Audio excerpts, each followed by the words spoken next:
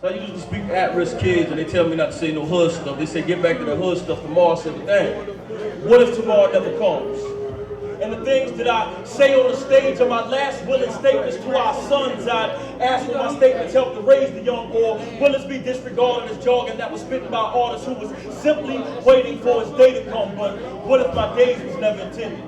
And the sole purpose of my life was to write this final life sentence. I wonder, would I waste my time in ignorance trying to convince you all that I'm brilliant, or would I sincerely write something that might genuinely help to affect our children? I tell them that you're the products of your environment, poorly educated through a neglected school system. We're the victims of broken homes, the illegitimate children, the teenage mothers and deadbeat daddies who were rolling stones, the indigenous inhabitants of the ghetto American slums, where every day you can watch the American dream become the ghetto's nightmare, because we live right there off the Martin Luther King's, where every day you can watch your dreams get shot and buried in the dirt. So you can accurately answer Langston Hughes' question, what happens to our dreams deferred? Our dreams got pushed to the curb for certain things. We got to talk about older G's to tell.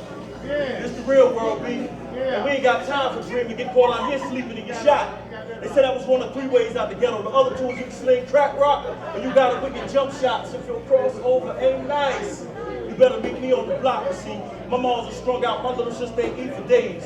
So what does it benefit me to sit in the classroom to learn that I ain't nothing but a descendant of a slave? 8 hours in the class trying to score hundreds on the grade, but I could get hundreds off this corner if I could just score a big 8. I mean, how do you stand down the man-child that's trying to balance out his moral obligations against his hunger pain? I mean, how do you stand down the man-child that's trying to balance out his rights against his wrongs when he sees right don't always end right, because all of his life he's watched his moms trying to live right, but right left him with the lights off, 5 days eating egg and rice on a cold project floor. Wrong. But he seen his wrongs, got it right. Got his kicks and his gear tight, his wrongs cut on his light and put food on his plate. He did wrong trying to make right for his moms because his pops had been gone. So what do you say to the boy that's been standing in a man's place? You're misplaced.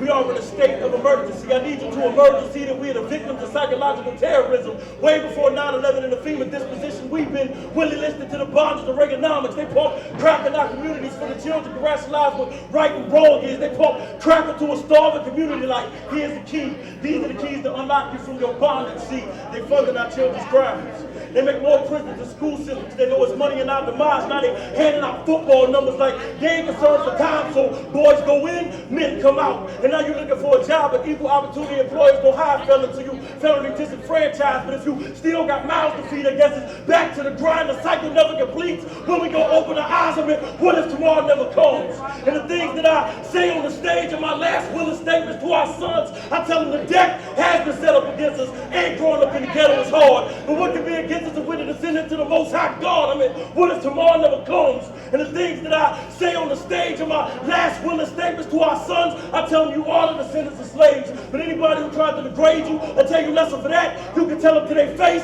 they liars. Because you being a descendant of slaves just means your ancestors had to go through some fires. And if you're still standing, it means you came from a family of survivors. I mean, what if tomorrow never comes? And the things that I say on the stage are my last willing statements to our sons, and tell them you ain't got to watch BET and learn how to ball. Because if you reaching for the Most High, it's nothing to live amongst the stars. I mean, what if tomorrow never comes? And my sole purpose in life is to write this final life sentence. What would I tell our children that's been in this type of pressure for as long as we've been alive? I tell them pressure can bust pipes, or pressure can make diamonds, but eventually we gotta choose to shine.